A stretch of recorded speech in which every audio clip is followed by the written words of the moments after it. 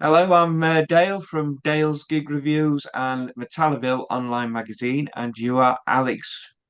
Well, it says Alexander there, but everybody knows you as Alex. Alex, yeah. Well, I only use my name Alex because every time I play live, for some reason, no one can pronounce my surname. So, very, very early on, when me and Brian were deciding to do the project Violet Breed, he was just like, just use the name Alex, keep it really simple. I was like, yeah, sounds good with me. We'll just put a capital on the X, capital X on the end of it to make it look a bit more trendy. Oh, I was thinking, oh, this is going to be a quite a posh boy with pretentious thing because he's got his No, X at the end, you know. no, my family obviously were Italian, but yeah, every time I would go on stage, it was just like Alex Tomato or Alex Gonzato. I thought, oh, I can't be doing with this. Let's just keep it simple. I like that, Alex Tomato. Yeah, I see you've got your Christmas decorations up already. I have. Yeah, well, it was my birthday 2 days ago, so I'm always really adamant that they go up after the 29th of November. So we did it last night. It's meant to be a fun time. It's actually very stressful going in the loft and getting all the stuff down. Well, I need help to get stuff from the loft because I'm disabled, sadly. Oh, And a couple of years ago, I would have been running up and down the loft ladders and carrying it down. But since then, things have gone a bit oh, I'm rubbish. sorry. But hey ho, Well, it was a nightmare because we haven't got one of those pull-out ladders, so I'm there with my legs hanging out all last night, just throwing boxes down. But like I said, we got there in the end. It is nice of it in the background, actually. It makes it a bit more atmospheric now, so that's the yeah. reward at the end of everything. But I really appreciate you having me on the show. It's really nice to meet you. Yes, lovely to meet you. You are the singer and songwriter, I believe, for Violet Breed. Yeah, so lead singer of Violet Breed, and then obviously songwriter, and then Brian obviously co-writes with me as well. So between the pair of us, we do all the writing, and then occasionally, on a rare occasion in the past, Dave Rude, obviously from Tesla as well. He's also collabed on a few songs. So Yeah, the because you've second, got Derek Dyson on the drums. You've got yeah. Dave Rude from Tesla on the guitar, yourself, and we've got Brian Wheat, who's also from Tesla. Mhm. And so you've got some big names behind you.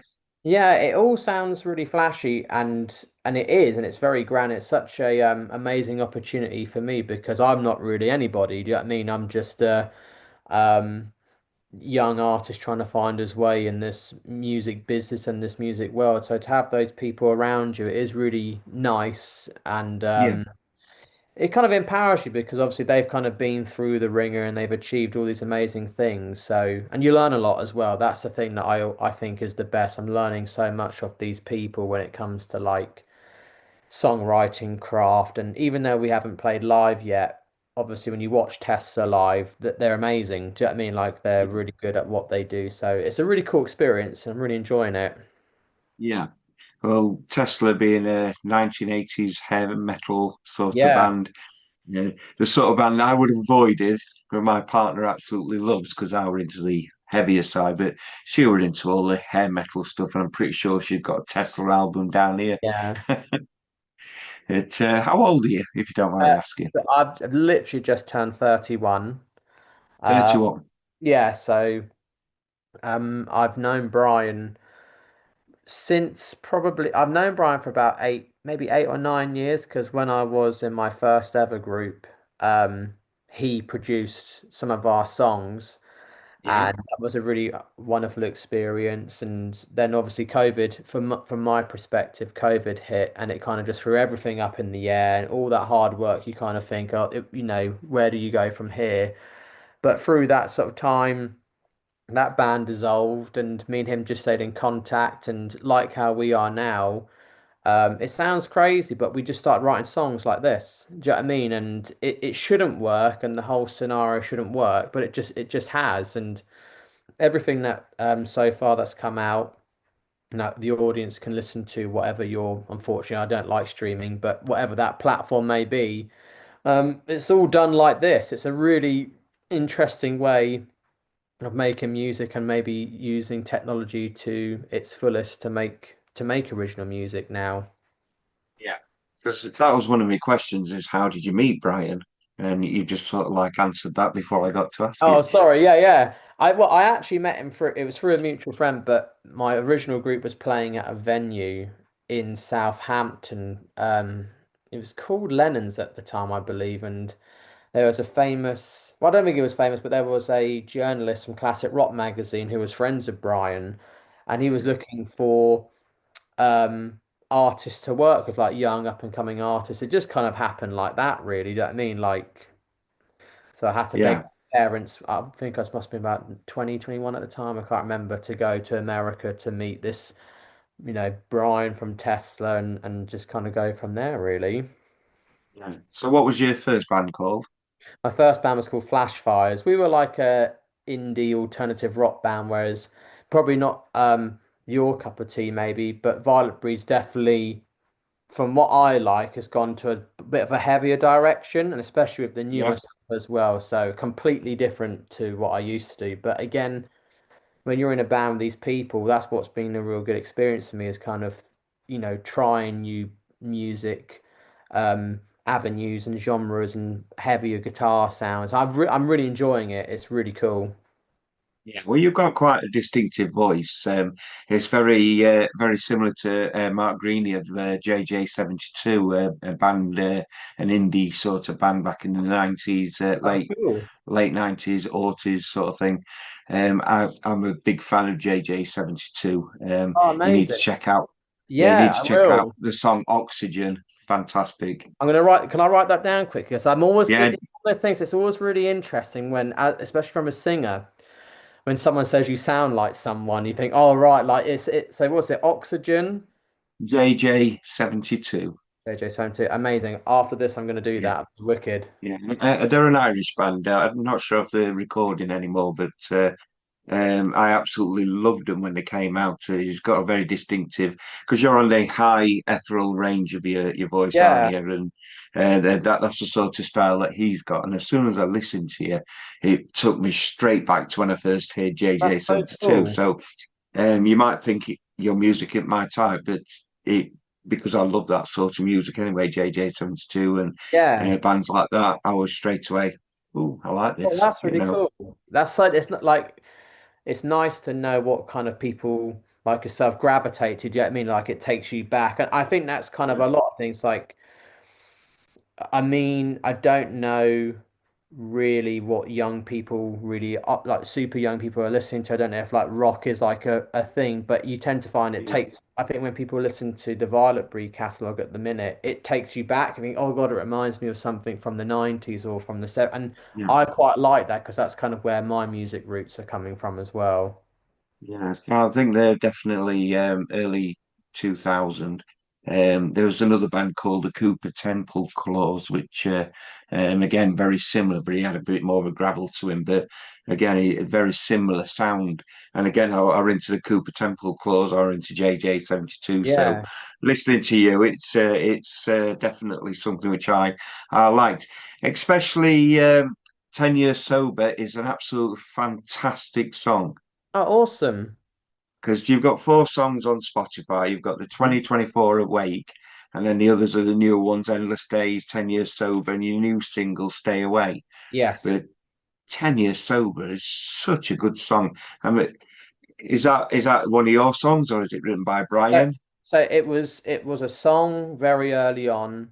Um, I would have had a core idea, and that's one of the songs actually that Dave Rude collaborated on. So it's like a three-way partnership when it comes to that. And yeah, I mean, it's one of those songs where um, for me personally, I think it's the catchiest, like poppiest record that I think that's out there out of the four. Yeah. The least heaviest for sure, but I think people got confused with that song because of the title. Because naturally, when you hear 10 years sober, and you think, okay, like sobriety from alcohol, from drugs, but it's got actually nothing to do with that. The whole song was Yeah. actually kind of like a sobriety, like peace of mind, like kind of like being um kind of healthy within your inner self, and it's a completely different perspective of what like sobriety kind of means. I think some Yeah. people kind of didn't get that, but I mean, I think it's a great song, and it's really cool because when I listen to it, I can hear, oh yeah, that was Dave's um sort of element into the song, and then Brian's added that sort of a heaviness and that really nice production. It was really cool. Yeah, I do like that song a lot as well. See, you've got Paul McCartney top on, and you've got the Beatles behind you. Yeah, this is Um, my new one actually from because I saw him last year. It was been on my bucket list for a long time. Um, yeah, and I've obviously bought a t-shirt in London, but he's just recently I'm a bit of a nerd when it comes to Paul McCartney, so I'm always checking the online shop.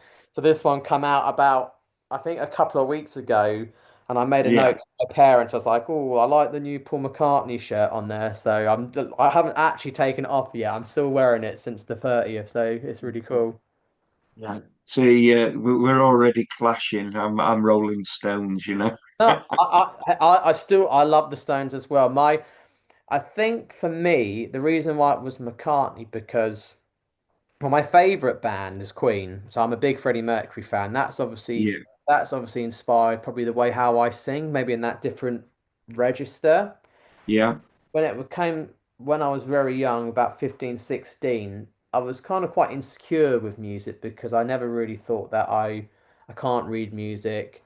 I can play guitar and piano to a moderate level, but like there's always that kind of thing in music where like you've got to be amazing or you've got to be this grade or this element. And yeah, the college I went to was very focused on like orchestral and classical, and you kind of felt a bit like you weren't good enough.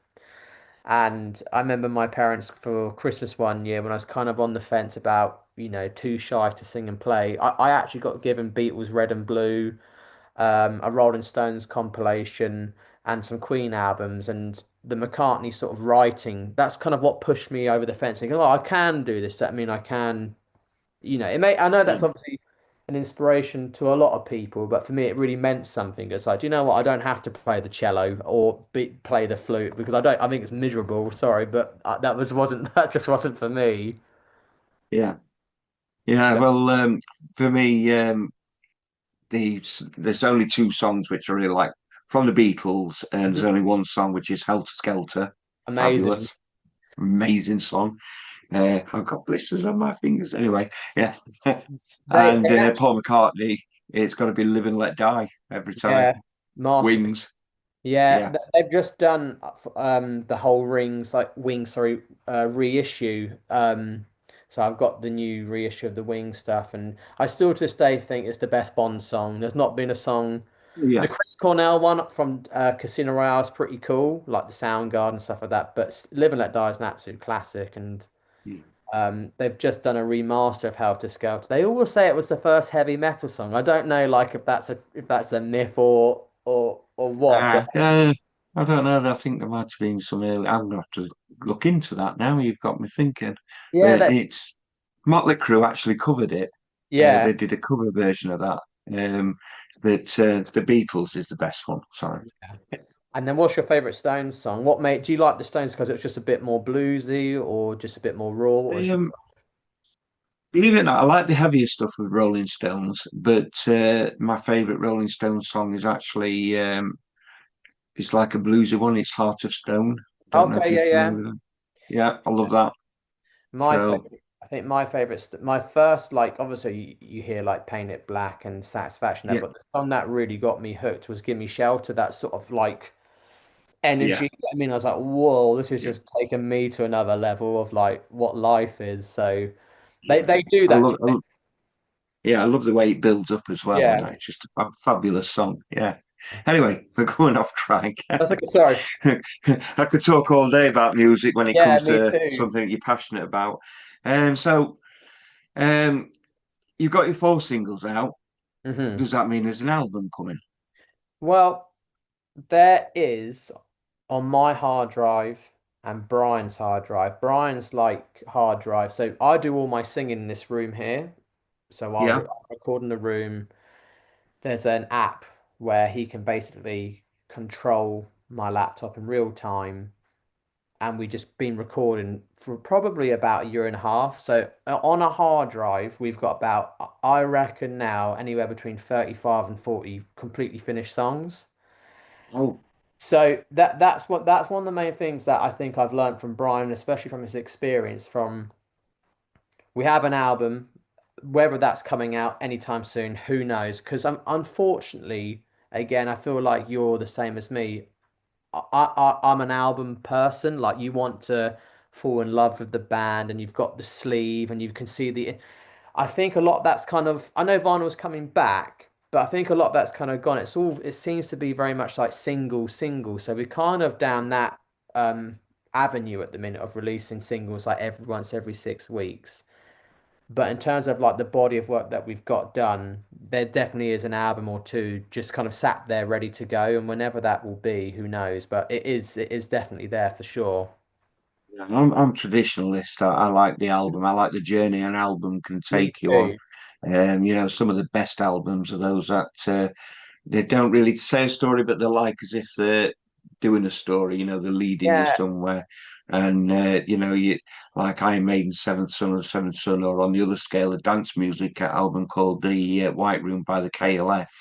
They're yeah, both they're both a journey. You listen to it, and you've got to get it to the end. And I think they're the best albums. yeah, Listening to a single, they're great, but they never paint the full picture. yeah. I would like this is from my perspective, like what we have out. Those four songs are great as singles because they can introduce you're introducing yourself to a fan base where okay, like Awake's a bit of a hard rock song, 10 Years Sober's a pop song, but collectively they don't work. It wouldn't work as an album because they've all come from different places. Yeah, So I think yeah. when it comes to actually choosing the album, we have to go right. What sort of vibe are we going for? Are we going for our darker batch of songs? Are we going for the sort of pop rock? I don't know yet, but they are there, and they're kind of.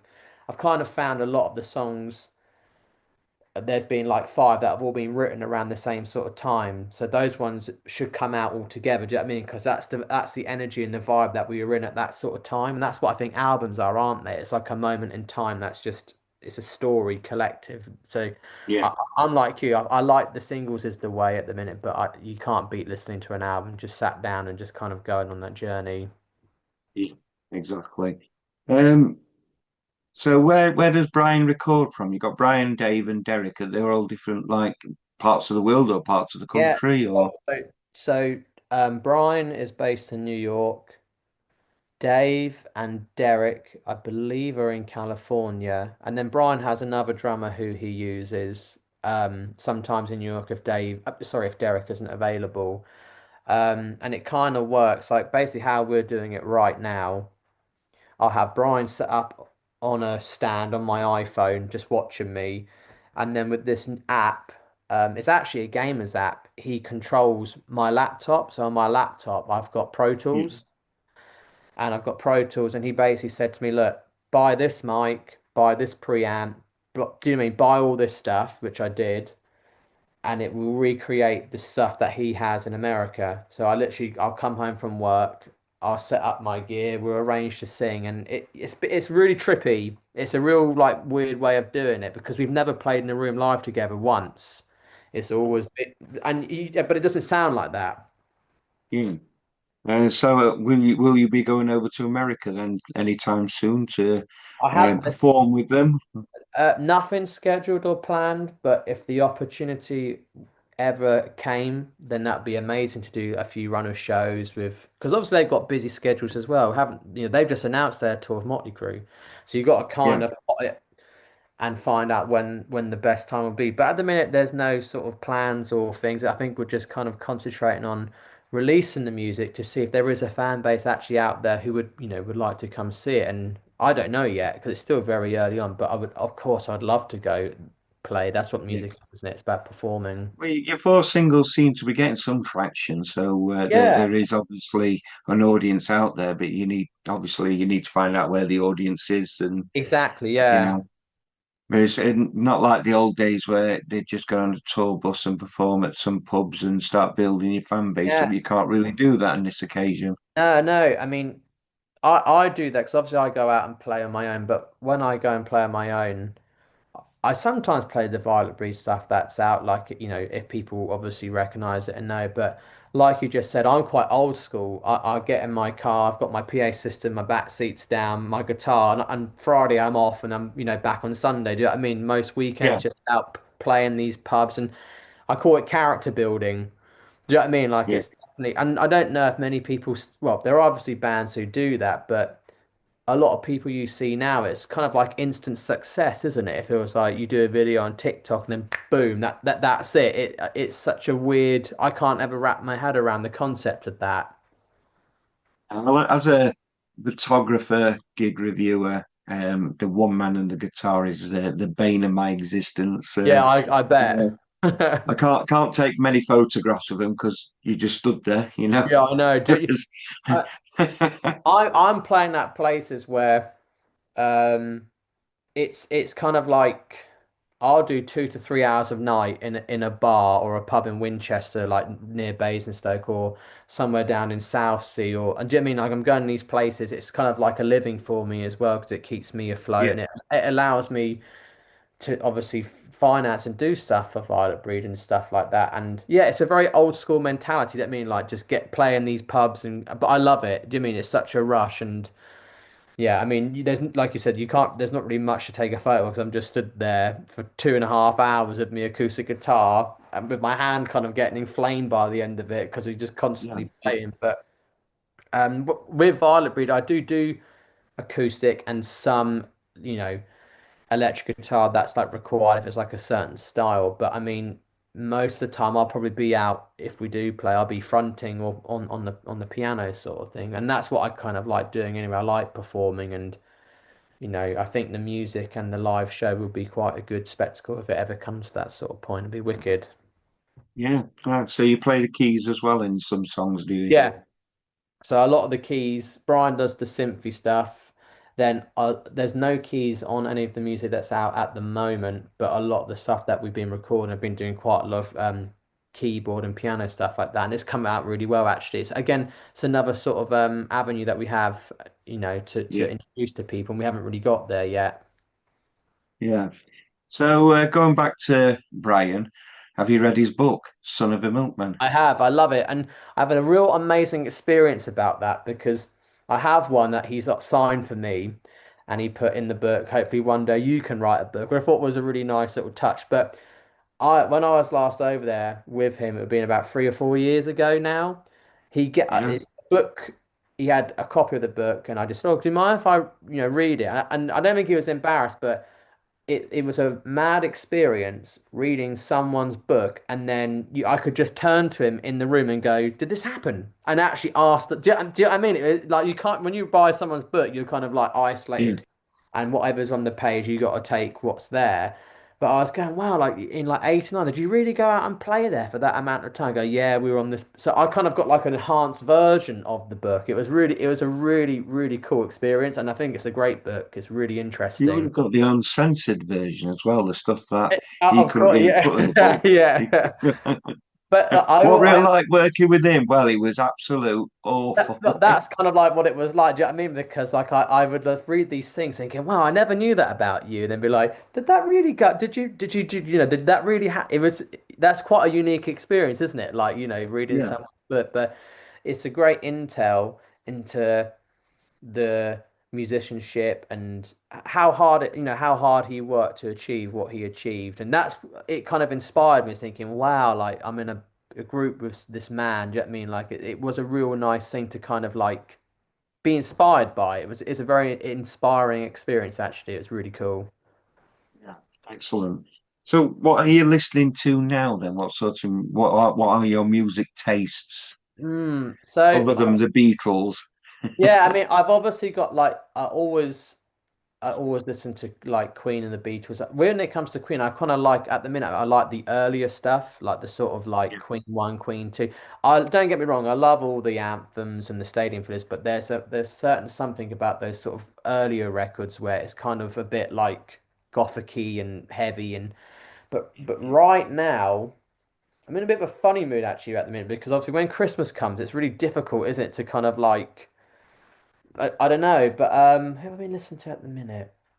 Mm, I'm really into a group called Rival Sons. Yeah, yeah, I know Rival Sons. Yeah, Yeah, so I've yeah, been listening to quite a lot of that because I think the singer's phenomenal. So I've been yeah. listening to that.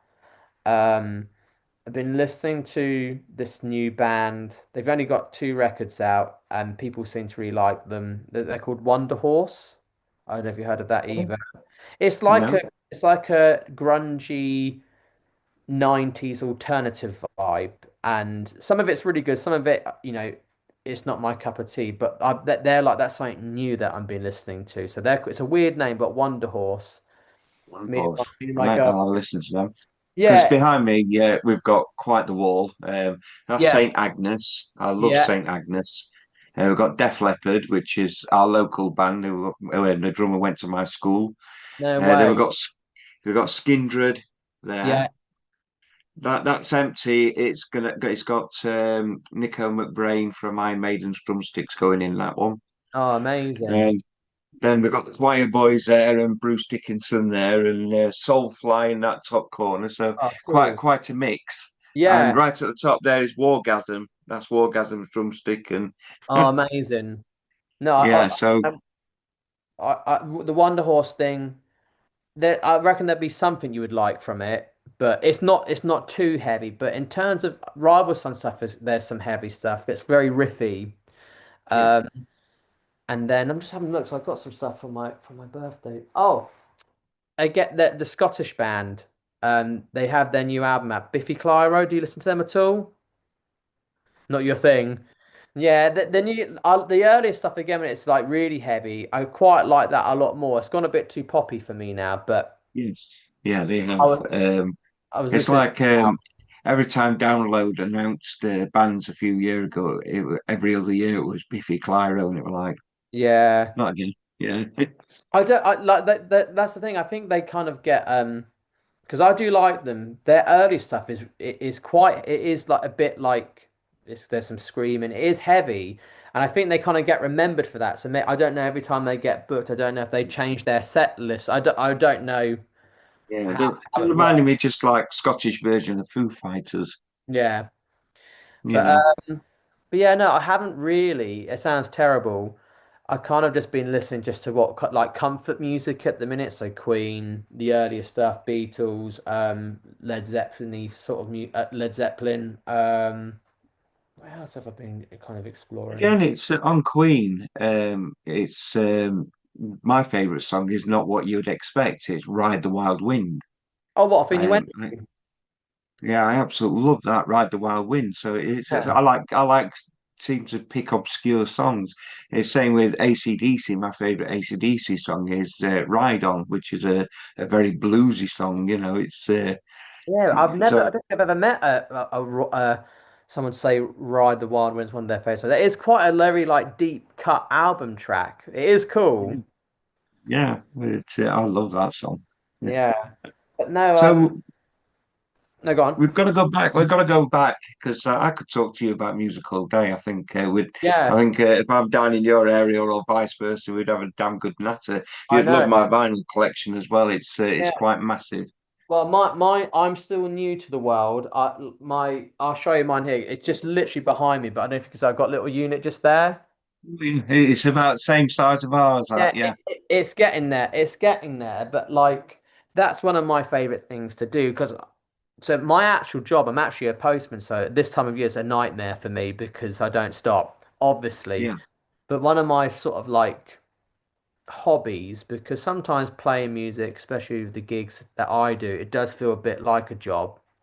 But I just love like a Sunday getting up, I have a coffee, and I like going to like record stores and just exploring. Do you know what I mean? Just like yeah, always second hand as well. I know obviously the new stuff's out and it's cool, but there's something really magical about going to that second hand sort of box or that area of the shop.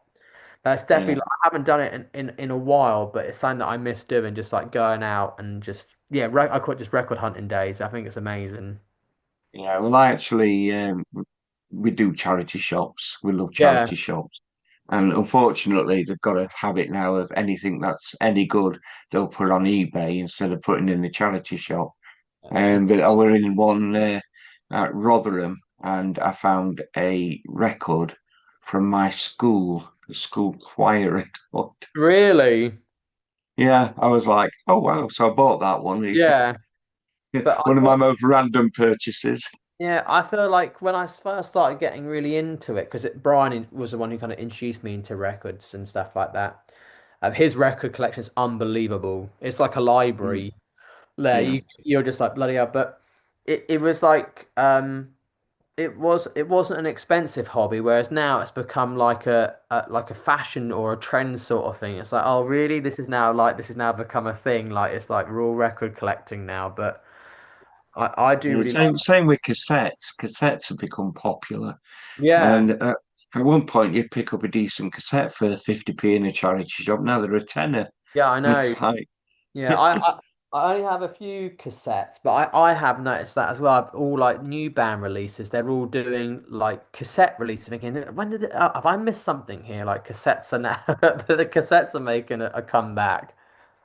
you're going to be releasing any of these on a physical form then, or is it all just going to be on socials?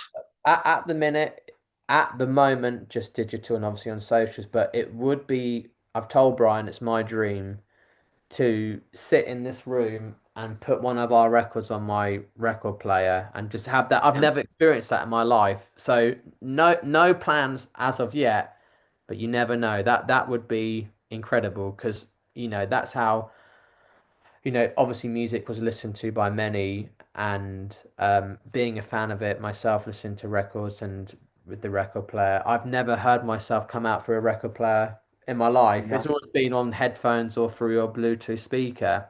So that would be something quite magical for me if we ever get to that point. Maybe an EP or an album. Do you know what I mean? It'd be insane.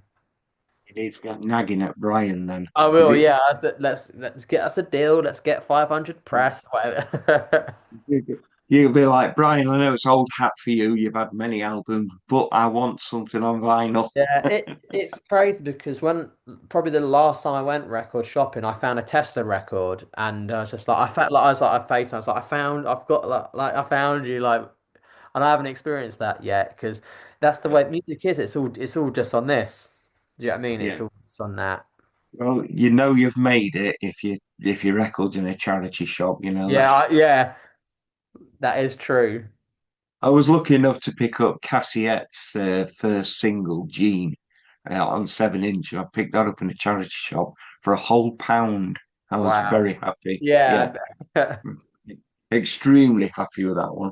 that's cool. Yeah, so you got your four singles.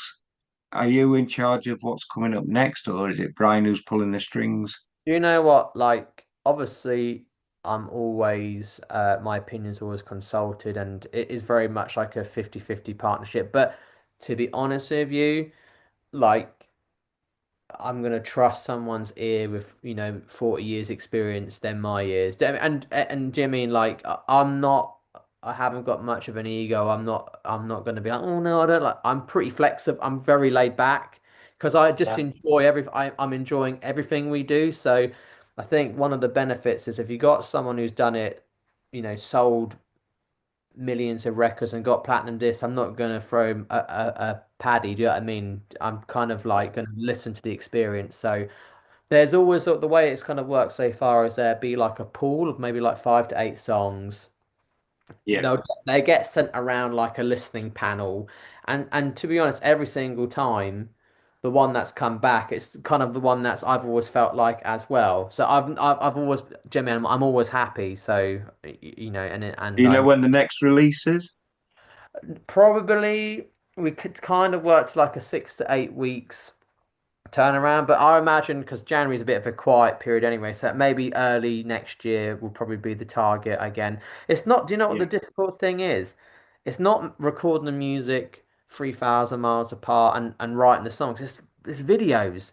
I loathe music videos because obviously they're such a good promotional tool.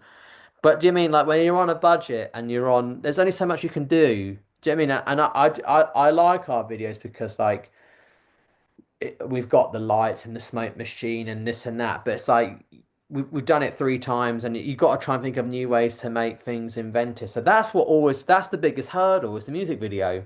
I would just like Yeah. to just go, look, let's get an animator. Just let them do something because the music's there ready to go. But yeah, at some Do you point next year. remember that feeder video where they What got all the one? fans? I can't remember what it's called, where they had all the fans footage where they're singing the song. Yeah, just something like that. Do you know what I mean like I Yeah, took get your fans to record the yeah, song something and like then that. you can chop it up. We filmed Stay Away, the most recent one, in Brian's apartment and villa in Italy. So I just jumped on a plane, went for 2 days. I know it sounds really flashy, but I just jumped on a plane, met him over there. We did it all on the iPhone, and it was just kind of like a homeschool. So that was really Yeah. cool. So most of the videos were either together or we just film ourselves in separate rooms, and then you kind of can edit it to make yourself look like you're together. But I just think that's the trickiest part is music videos. I like doing them when they come out well, but they are very like frustrating to get done. You're just like, oh God, we can't do the release because we've got to get a music video together. And I think I don't know if that's speaking for everyone, but that's how I feel about them. I like your bragging bit there. I just jumped on a plane, went to I know Italy. It was yeah, it just a couple of days in his villa. It was no yeah, issue. it all sounds flashy, but then obviously at the tail end of it, I had to work a shift, rush to Gatwick, almost missed my flight, did that, landed at like midnight, got up at 5 a.m. So like those bits I've cut out for you so you don't have to, that's the So reality. Brian didn't provide a brand new G6 for you, Gulfstream and flat. No, not yet, but there's still time. No, it's wicked. It was a great, obviously it's a great experience, and when it comes to the videos. They do look good. I'm really proud of them. But we've always got quite a relaxed kind of like, when you take yourself too seriously, I think it maybe comes across the wrong way. So I think in every video, there's a sense of like a bit of where people can maybe relate to it. So Yeah, yeah. oh, brilliant. Have you been listening to the advice from Brian and Dave? With them being old hats, have you been talking to them and getting advice at how to survive in the music industry? I mean, to be honest with you, like Violet Breed is predominantly it is me and Brian. Then like Dave, he guessed guitar. He's such a phenomenal player. Do you know what I mean? So that's where Yeah, we're lucky because Brian has that kind of like that sort of contact with like right who can play on this one, oh Dave will be a great fit for that, or so and so will be a good fit for that. So and to be honest with you, I don't speak to them. I've obviously met Dave loads of times, and I've spoken to Dave in person and had amazing conversations and dinners with him when I've been over there. But when it's like in this recording process, my experience is like in terms of the process, I'll come up with a song on the acoustic. I'll record it onto Pro Tools to a click. I'll send it to Brian. Then 3 days later, it will come back with bass, drums, and then like a guy guitar. I'll sing on it, and then about a month later, he'll be on tour and go, "Oh, Dave, like, do you want to come play on this?" And Dave, like, "Yeah, man." It's such a weird process. So I actually don't speak to Dave. I could text him and be like, I sent him a text about a month ago saying, wow, sounds amazing. Thanks for playing on these tracks. You know what I mean? And but I speak to Brian like probably 3 times a week, and yeah, always listening to like advice and just what things he says to me is keep writing songs, keep getting out there playing, get that experience, and just do you know what I mean? Like that's control what you can control because everything around you, I try not to overthink like the streams, the views, and the social media. You just hope that will just kind of click into gear and come as things kind of evolve. And I think it is now slowly. It is we're kind of building. Every release is kind of building and getting out there. yeah, and yeah, I get that. So we're coming up to the end of the interview, running out of time. I do have one final question. As my beautiful partner Tracy, it's her question, and Okay. it's tell us something about Brian that we don't know. Hmm. Tell you something about Ron that you don't know. Um.